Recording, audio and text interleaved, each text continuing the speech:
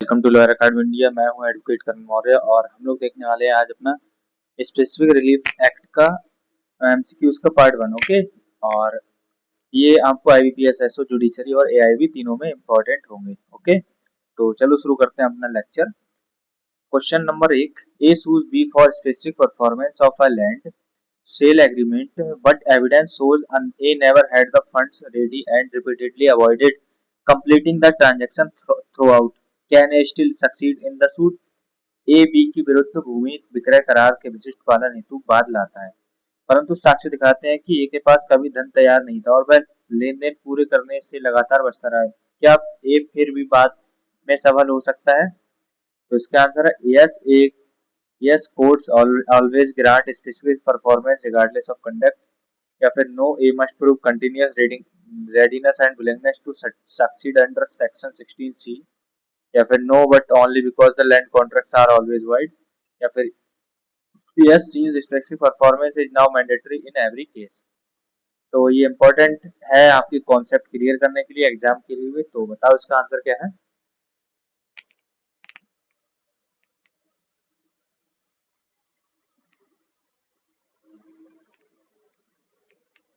Okay, तो देखते हैं इसका आंसर क्या है। ये हमारा नो, क्योंकि ये जो है वो रेडीनेस और विलिंगनेस नहीं दिखाई थी इन्हें, इसलिए वो जो है बाद लाने के लिए वैलिड नहीं है और बाद में सक्सीड भी नहीं होगा। नेक्स्ट क्वेश्चन हमारा, following the 2018 amendment the grant of specific performance of a contract is now generally treated as. 2018 संशोधन के बाद अनुबंध के विशिष्ट पालन को अब सामान्यतः कैसा माना जाता है? The general rule subject to limited statutory exceptions, या फिर available only to the government, या an impossible remedy that courts never grant, या फिर abolished entirely by the amendment. Answer दीजिए इसका 5 सेकंड्स में आप लोग। एग्जाम पॉइंट ऑफ व्यू से इंपॉर्टेंट क्वेश्चन है और इसका आंसर देखते हैं। चलो क्या है, आपने क्या लगाया था? ये the general rule subject to limited statutory exceptions, ठीक है।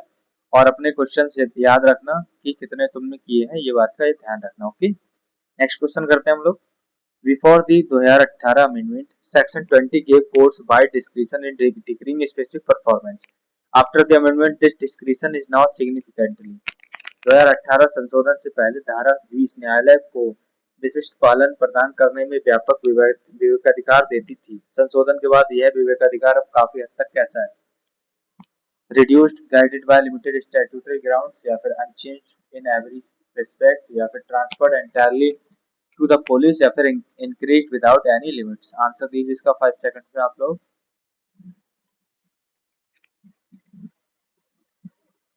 ओके, तो देखते हैं चलो इसका आंसर क्या है। ये हमारा reduced, guided by the limited statutory grounds. Okay, explanation नीचे लिखा है, वो पढ़ लेना आप लोग। नेक्स्ट क्वेश्चन देखेंगे हम लोग। Under section 14, a contract which involves the performance of a continuous duty which the court can not supervise. धारा 14 के अनुसार ऐसा अनुबंध जिसमें सतत कर्तव्य के निष्पादन की आवश्यकता हो, जिसकी न्यायालय निगरानी नहीं कर सकता, तो कैसा है? Must always be specifically enforced, या फिर requires no court approval at all, या फिर इज ऑटोमेटिकली वॉइड, या फिर can not be specifically enforced. Important question है एग्जाम पॉइंट ऑफ व्यू से, डायरेक्टली एग्जाम में आ जाता है ऐसा क्वेश्चन, और ये क्वेश्चन पक्का आता है, तो इसका 1 नंबर मानकर चलना अपने आप लोग। ओके, तो इसका आंसर देखते हैं क्या है हमारा। आई होप आपको पता होगा इसका आंसर। तो ये जो है can not be specifically enforced, क्यों? क्योंकि कॉन्टिन्यूअस जो ड्यूटी होती है उसको जो कोर्ट है वो तय नहीं कर सकता। दूसरी चीज, पर्सनल जो कंडक्ट है उनको नहीं कर सकते। 2-3 चीजें हैं, अगर सेक्शन 14 नहीं पढ़ा है तो सेक्शन 14 पढ़ लेना, उसमें 2-3 चीजें हैं जिनपे जो है स्पेसिफिक परफॉर्मेंस नहीं कराया जा सकता। ओके, नेक्स्ट क्वेश्चन हमारा, under section 6 clause 4, a degree passed under this section does not bar a person from. धारा 6(4) के अनुसार इस धारा के तहत पारित डिग्री और किसी व्यक्ति को क्या करने से रोकती है? Suing to establish his title and recover possession, या फिर appealing the section 6 degree itself, या seeking review of the same degree, या फिर filing any further suit whatsoever. तो आंसर दीजिए इसका 5 सेकंड्स में आप लोग।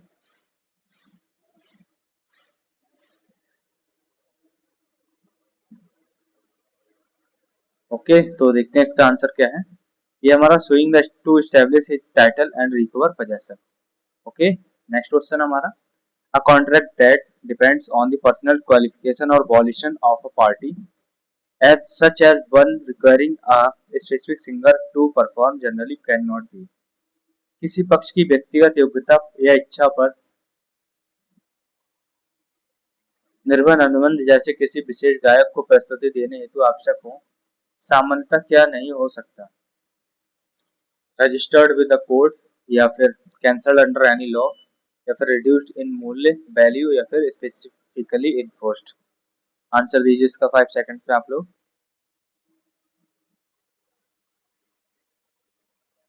ओके, आई होप आपको पता होगा आंसर। चलो देखते हैं इसका आंसर। ये है हमारा स्पेसिफिकली इन्फोर्स्ड। ओके, तो ये स्पेसिफिकली इन्फोर्स नहीं किया जा सकता। नेक्स्ट क्वेश्चन हमारा, under section 16C specific performance of a contract cannot be enforced in a favor of a person who fails to prove that he has performed or has always been। धारा 16C के अनुसार अनुबंध का विशिष्ट पालन उस व्यक्ति के पक्ष में लागू नहीं हो सकता जो यह साबित करने में असफल रहे कि उसने पालन किया है या सदैव क्या रहा है, रिच इनफ टू पे, या फिर a resident of the city, या रिलेटेड टू अदर पार्टी, या फिर ready and willing to perform his part. तो इसका आंसर आपको पता है, अभी मैंने बताया भी था थोड़ी देर में, बट नहीं पता है जिसको तो एक बार टाइम ले लो फिर देख बताना। ओके, तो इसका आंसर देखते हैं हम लोग, ready and willing to perform his part. ये सेक्शन 16 आप पढ़ना, इसमें पक्का यही चीज लिखी है कि रेडीनेस एंड विलिंगनेस होनी चाहिए किसी भी सूट को इन्फोर्स कराने के लिए। ओके, और अगर लिटिगेशन हो तो भी ये चीज याद रखना, जब भी स्पेसिफिक परफॉर्मेंस ऑफ कॉन्ट्रैक्ट का बाद लागू तो ये चीज आपको बतानी पड़ेगी एक पैराग्राफ में कि आप हमेशा से तत्पर थे और पैसा हमेशा तैयार था, ये चीज। ओके, नेक्स्ट क्वेश्चन हमारा, a suit for recovery of possession under section 6 is decided purely on the basis of prior possession and unlawful dispossession, making the question of। धारा 6 के तहत कब्जा वापस पाने का बाद पूर्व कब्जे और अवैध बेदखली के आधार पर तय होता है, जिससे किसका प्रश्न प्रासंगिक हो जाता है, कोर्ट फी waived entirely, या फिर as of the plaintiff decisive, या फिर title irrelevant to the suit, या फिर registration mandatory before filing. Answer दीजिए इसका 5 सेकंड्स में आप लोग। आई होप आपको पता होगा इसका आंसर। चलो देखते हैं इसका आंसर क्या है।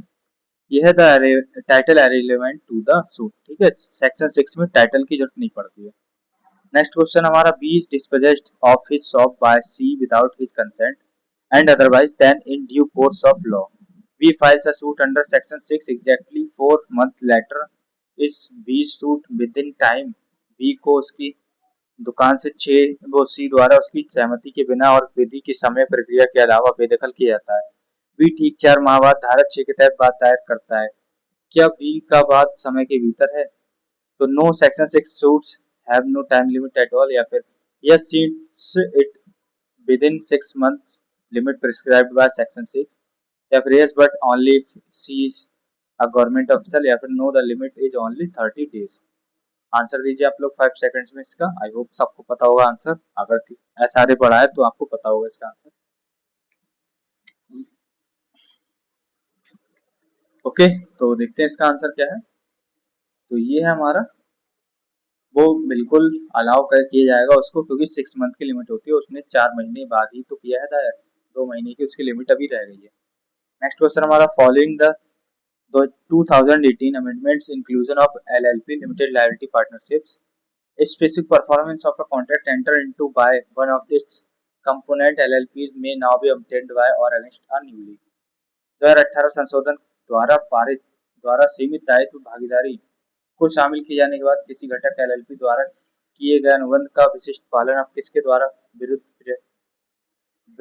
या विरुद्ध प्राप्त किया जा सकता है, फॉरेन कंपनी के द्वारा, या फिर सोल प्रोप्राइटरशिप, या फिर अमलगमेटेड LLP, या फिर अनरजिस्टर्ड पार्टनरशिप ओनली। 5 सेकंड से आपके पास हार्ड क्वेश्चन है, बट भागना मत छोड़कर, क्योंकि आपके क्वेश्चन एग्जाम पेपर में हार्ड ही क्वेश्चन आएंगे, सिंपल कोई नहीं देने वाला। ओके, तो चलो देखते हैं इसका आंसर। ये हमारा अमलगमेटेड LLP से वसूल किया जाएगा। नेक्स्ट क्वेश्चन हमारा, under section 6(3) of from any order और degree passed in a suit instituted under this section, धारा 6(3) के अनुसार इस धारा के तहत स्थापित बाद में पारित किसी आदेश या डिग्री से क्या नहीं होता, नो अपील और रिव्यू शैल लाई, या फिर both appeal and review are freely allowed, या only a review is allowed no appeal, या फिर an appeal always lie to the Supreme Court. Answer दीजिए इसका 5 सेकंड्स में आप लोग।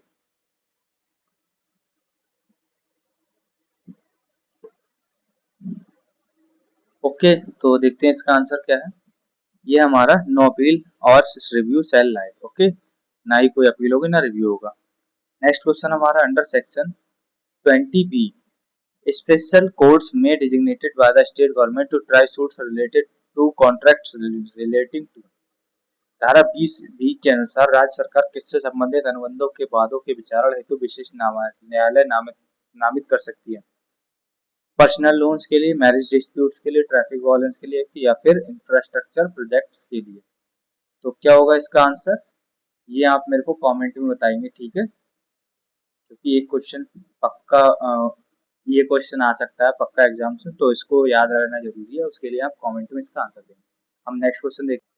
तो हमारा 13th क्वेश्चन है, the concept of substituted performance introduced by 2018 amendment allows N aggrieved party to get the contract performed by the third party and recover the cost from the 2018 संशोधन द्वारा लाई गई प्रतिस्थापन निष्पादन की अवधारणा पीड़ित पक्ष को तीसरे पक्ष से अनुबंध निष्पादित करवाकर लागत किससे वसूलने की अनुमति देती है, स्टेट गवर्नमेंट से, कोर्ट से, इंश्योरेंस कंपनी से, या फिर पार्टी इन ब्रीच। आंसर दीजिए, ये सिंपल सा क्वेश्चन है, आपको सबको पता ही होगा इसका आंसर। ओके, तो देखते हैं इसका आंसर, ये है पार्टी इन ब्रीच, जिसने ब्रीच किया वो। नेक्स्ट क्वेश्चन हमारा under the amendment section 21 the court may award compensation for breach of contract in a suit for specific performance. संशोधित धारा 21 के अनुसार न्यायालय विशिष्ट पालन के बाद में अनुबंध भंग हेतु प्रतिकर किस रूप में दे सकता है, नेवर अंडर एनी सर्कमस्टेंसेस, या फिर only in substitution of specific performance, या in addition to specific performance not in substitution of it, या फिर only if both parties are companies. Answer दीजिए इसका 5 सेकंड्स में आप लोग।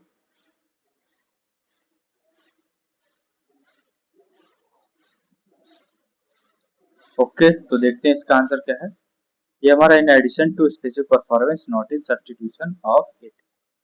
नेक्स्ट क्वेश्चन हमारा under section 20C, a suit filed under the act shall generally be disposed of within 12 months from the date of service of summons, extendable by a further period not exceeding। धारा 20C के अनुसार जो वाद होते हैं वो 12 महीने में निपट जाते हैं, लेकिन उनकी और कितनी अवधि बढ़ाई जा सकती है, इसका ये मतलब है।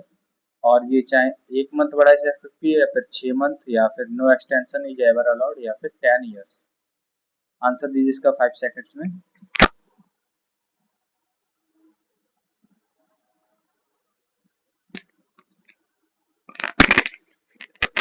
ओके, तो देखते हैं इसका आंसर क्या है। ये हमारा 6 मंथ तक बढ़ाई जा सकती है, कुल 18 महीनों में मैटर को निपटाना चाहिए।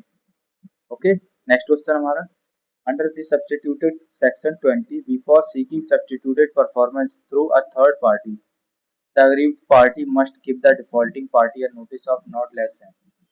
प्रतिस्थापित धारा 20 के अनुसार तीसरे पक्ष के माध्यम से प्रतिस्थापित निष्पादन मांगने से पहले पीड़ित पक्ष को चूककर्ता को कम से कम कितने दिनों की सूचना देनी होगी, 90 दिन, 5 दिन, 30 दिन, या फिर 1 दिन। आंसर दीजिए इसका 5 सेकंड्स में।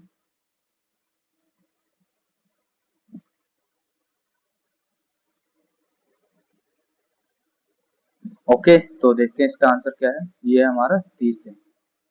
नेक्स्ट क्वेश्चन हमारा prior to the 2018 amendments change contracts for the mere sale of ordinary goods were generally not specifically enforced on the underlying relational that 2018 संशोधन से पहले सामान्य वस्तु की मात्र बिक्री के अनुबंध सामान्यतः विशिष्ट रूप से परिवर्तित नहीं होते थे, इसका मूल तर्क क्या है, good contracts were always illegal, या फिर goods could never be valued, या फिर only immovable property could be sold, या फिर monetary compensation was considered N adequate remedy. Answer दीजिए इसका 5 सेकंड्स में।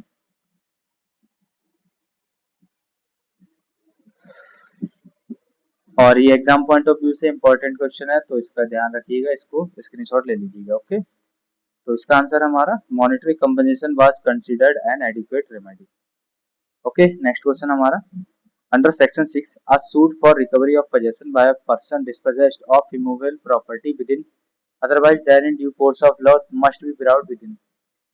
धारा 6 के अनुसार विधि के समय प्रक्रिया के अलावा अचल संपत्ति से बेदखल व्यक्ति को कब्जा वापस पाने हेतु बाद कितने समय के भीतर लाना चाहिए? 12 ईयर्स, 30 डेज या फिर 6 month from the date of disposition या फिर 3 ईयर्स। ये हमने अभी करा भी था, तो आंसर दीजिए इसका क्या है। रिपीटेड क्वेश्चन है। ओके, तो इसका आंसर हमारा 6 month from the date of dispossession. Next question हमारा under section 20 inserted by the 2018 amendment, no injunction shall be granted by a court if it would impede or delay the progress of complaint or completion of a। धारा 20 से के अनुसार यदि निश्चयताज्ञा किसी प्रगति या पूर्णता में बाधा या विलंब करे तो न्यायालय इसे प्रदान नहीं करेगा। Infrastructure project specified in the schedule या फिर पर्सनल वेडिंग फंक्शन या स्मॉल रिटेल शॉप या फिर प्राइवेट रेसिडेंशियल हाउस। आंसर दीजिए इसका 5 सेकंड्स में आप लोग।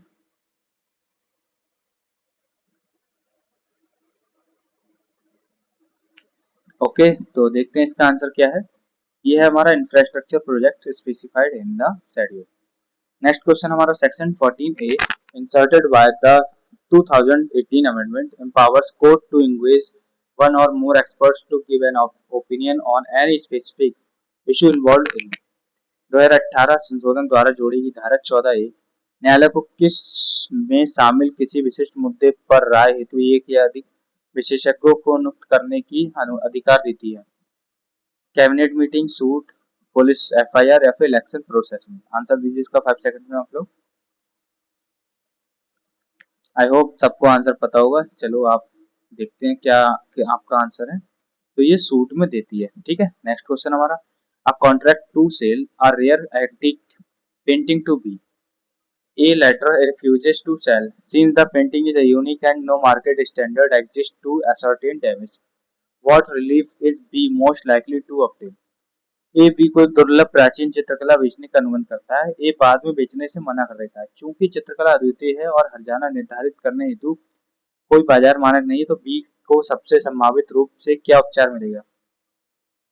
Only imprisonment of A is possible या फिर B must accept a random substitute painting या फिर no remedy at all या फिर specific performance since damages would be an adequate remedy for a unique item। Important question है, exam में directly ये question उठाकर पूछ लेते हैं। यही क्वेश्चन आपको मिल सकता है एग्जाम में, तो इसको मिस मत करना। ओके, तो इसका आंसर हमारा स्पेसिफिक परफॉर्मेंस है और करना पड़ेगा क्योंकि उसके कोई डैमेजेस वगैरह और एडुकेट कोई मनी भी नहीं दे सकते हैं।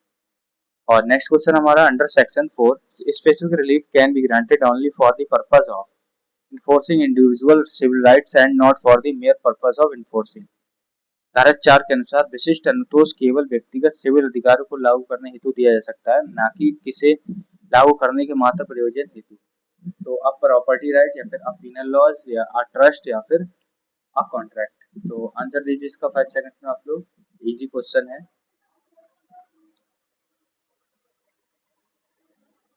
ओके, तो देखते हैं इसका आंसर क्या है। ये है हमारा पीनल लॉज में, ठीक है। नेक्स्ट क्वेश्चन हमारा under the amendment section 10 the specific performance of a contract shall be enforced by the court subject to the provisions contained in section 11 to section 14 and.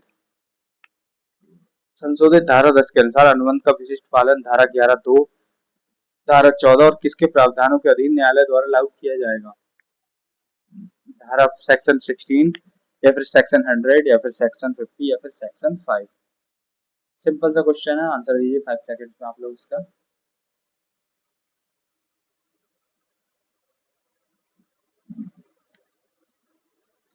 Okay, तो इसका answer हमारा section 16। Next question हमारा ए enters into a construction contract requiring continuous detailed supervision by the court over several years to ensure compliance. Can this contract typically be enforced? या ए एक निर्माण अनुबंध में प्रवेश करता है, इसके अनुपालन हेतु कई वर्षों तक न्यायालय की सतत विस्तृत निगरानी आवश्यक है। क्या यह अनुबंध सामान्यतः विशिष्ट रूप से परिवर्तित किया जा सकता है? नो, यस, या फिर नो रेमेडी, या फिर नहीं। तो इसका आंसर दीजिए 5 सेकंड्स में आप लोग।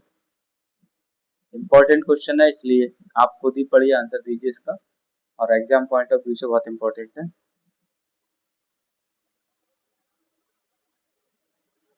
तो आंसर इसका क्या है? इसका आंसर हमारा नो, क्योंकि कॉन्ट्रैक्ट जो है वो कॉन्टिन्यूअस कोड का सुपरविजन मांग रहा है, और ऐसा जो कॉन्ट्रैक्ट होता है वो वॉइड होता है। सेक्शन 16 देख लो एक बार, 16C में पता लग जाएगा। ओके, नेक्स्ट क्वेश्चन हमारा, following a breach of aggrieved party gives the defaulting party 30 days notice as required, but the defaulting party still does not perform. Can the aggrieved party now get the contract performed by a third party and recover the cost? भंग के बाद पीड़ित पक्ष आवश्यकता अनुसार चूककर्ता को 13 दिनों की सूचना देता है, परंतु चूककर्ता फिर भी निष्पादन नहीं करता। क्या पीड़ित पक्ष अब किसी तीसरे पक्ष से अनुबंध निष्पादित करवा कर बस लागत वसूल सकता है?